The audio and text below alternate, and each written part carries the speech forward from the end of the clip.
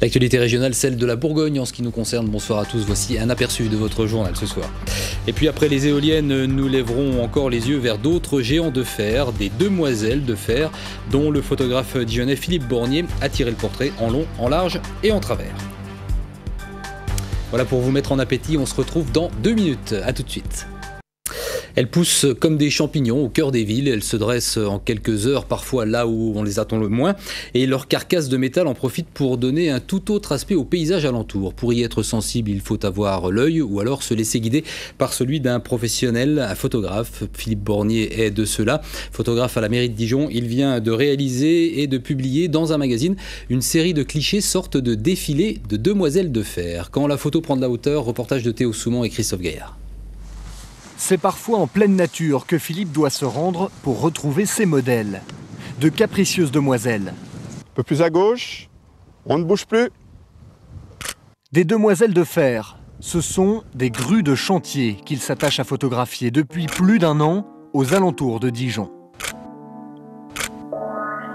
Et j'ai eu un petit déclic. Il y a une grue dans un reflet qui m'a vraiment plu. Je me suis dit, tiens, pourquoi, on va le faire, allez hop, je suis parti. J'ai commencé à faire une série de grues. Je me suis vraiment pris au jeu. J'ai continué, je me suis fait plaisir. Philippe Bornier veut s'amuser avec ces géants métalliques. Ce photographe professionnel à la mairie de Dijon se transforme donc en chasseur de grues à ses heures perdues. Il repère les lieux, y revient parfois 5 fois avant d'appuyer sur le déclencheur. Toujours en quête de la lumière idéale, du décor parfait. Et quand Philippe manœuvre les grues, ça donne ça. Il joue avec les paysages, les lignes géométriques et les reflets, parfois des plus insolites.